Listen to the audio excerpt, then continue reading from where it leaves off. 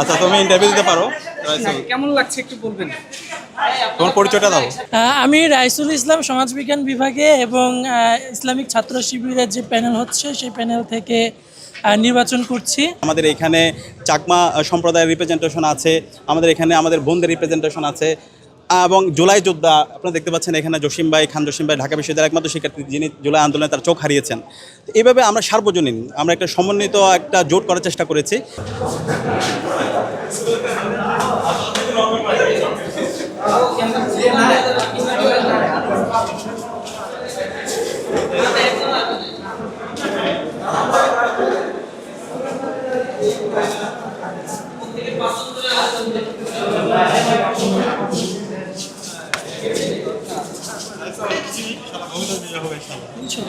আচ্ছা, তুমি ইন্টারভিউ দিতে পারো। কেমন লাগছে একটু বলবেন? তোমার পরিচয়টা দাও। আচ্ছা, আমরা একসাথে যাই। আচ্ছা, আগে আসি। হাঁটতে বলেন, সমস্যা নাই। এই যে সাদিক ভাই তো আপনার হাত ধরে আছে, বলেন। আমি দাঁড়ায় বলি এক জায়গায়, একটু একটু হাঁটতে তো বলা যায় না তো। আর মনোবল হতে হয় স্পাদৃঢ়। জেরুসালেম 25 বছরের পথ চলায় নিরাপদে রাখার প্রত্যয়ে। আমি রাইসুল ইসলাম, সমাজবিজ্ঞান বিভাগে এবং ইসলামিক ছাত্র শিবিরের যে প্যানেল হচ্ছে সেই প্যানেল থেকে নির্বাচন করছি। আমার ছোট করে যদি পরিচয় দিতে হয়, আমি ডিসেবল রাইটস অ্যাক্টিভিস্ট, সেই সাথে বিতার্কিক এবং ছাত্র রাজনীতির সাথে সম্পৃক্ত আছি বহু বছর থেকে। যে সময় মানুষ আওয়ামী ফ্যাসিবাদের ত্রাসের কারণে রাজনীতি করতে পারে নাই, ফ্যাসিবাদের বিরুদ্ধে কথা বলতে পারে নাই, আওয়াজ তুলতে পারে নাই, সেই সময় আমি রাজনীতি করে আসছি, আন্দোলন করেছি, মানববন্ধন করেছি, অন্যায়ের বিরুদ্ধে কথা বলেছি, সকল জুলুম নির্যাতন আয়নাঘরের বিরুদ্ধে আন্দোলন করেছি। সো আমার জন্য আপনারা সবাই দয়া করবেন, আমি যেন আমার পরবর্তী জীবনে সাধারণ শিক্ষার্থীদের, ঢাকা বিশ্ববিদ্যালয়ের সাধারণ শিক্ষার্থীদের অধিকার নিয়ে কাজ করতে পারি, সেই সুযোগ যেন আমাকে আল্লাহ তাআলা দেন। সবাইকে অসংখ্য ধন্যবাদ। দেখেন, জুলাই বিপ্লব যখন হয়েছিল তখন আমরা সমাজের সর্বস্তরের মানুষরা সবার পরিচয় ভুলে গিয়ে কমন গোল নিয়ে আমরা ঐক্যবদ্ধভাবে আন্দোলন করেছি এবং আমাদের শহীদরা আমাদেরকে রাস্তা দেখিয়েছে। 2000 আমাদের ভাই বোন শহীদ হয়েছে, 40,000 আমাদের ভাই বোন গাজী হয়েছে, যার ফলশ্রুতিতে আজকে আমরা নতুন বাংলাদেশ পেয়েছি।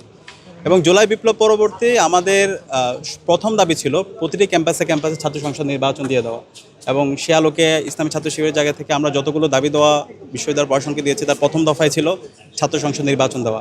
তো বিশ্ববিদ্যালয় প্রশাসন ইতিমধ্যে ডাকসুর তফসিল ঘোষণা করেছে এবং মনোনয়নপত্রগুলো সকল ছাত্র সংগঠন এবং ইন্ডিপেন্ডেন্ট অ্যাক্টিভিস্টরা সংগ্রহ করছে। তো এই যে নতুন একটা পরিবেশ, এই পরিবেশের জন্য আমরা আমাদের শহীদ এবং গাজীদের জন্য দোয়া করছি, কারণ তাদের মাধ্যমে আজকে এই চমৎকার একটা গণতান্ত্রিক পরিবেশ আমরা পেয়েছি। আর এই ডাকসু নির্বাচন এর মাধ্যমে আগামীর বাংলাদেশের নেতৃত্ব তৈরি হবে, এবং এই আগামীর বাংলাদেশটা আমরা ইনক্লুসিভ বাংলাদেশ করতে চাই।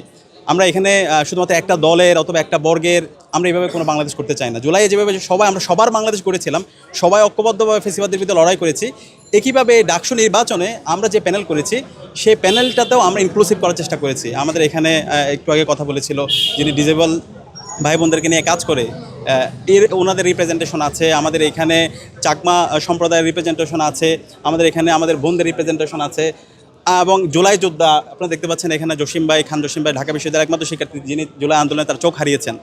এইভাবে আমরা সার্বজনীন আমরা একটা সমন্বিত একটা জোট করার চেষ্টা করেছি। তো আমাদের জোটের ইশতেহার অবশ্যই জুলাইয়ের যে আকাঙ্ক্ষা, শহীদের যে আকাঙ্ক্ষা, সে আকাঙ্ক্ষার প্রতিচ্ছবি আপনারা দেখতে পাবেন, এবং খুব দ্রুত সময়ের মধ্যে আমাদের জোটের নাম এবং ইশতেহার আমরা ঘোষণা করব। এবং আমরা আশা করছি এইবারের যে ডাকসু নির্বাচন হচ্ছে সেটি খুব উৎসবমুখর নির্বাচন হবে, এবং এই নির্বাচনে যারাই বিজয়ী হবে আমরা সবাইকে সাধুবাদ জানাবো। এবং আমরা আশা করব এখানে বিশ্ববিদ্যালয় প্রশাসন, অনেক শিক্ষকরা আছে, তাদের রাজনৈতিক আদর্শ আছে, কিন্তু শিক্ষকরা যেন তার রাজনৈতিক আদর্শকে কোনোভাবে যেন প্রাধান্য না দেন। আমাদের এই ঢাকা বিশ্ববিদ্যালয়কে আমাদের পদ শিক্ষার্থীদের যে প্রত্যাশা, তাদের যে আকাঙ্ক্ষা, সেই আকাঙ্ক্ষার আলোকে আমরা ঢেলে সাজাতে চাই।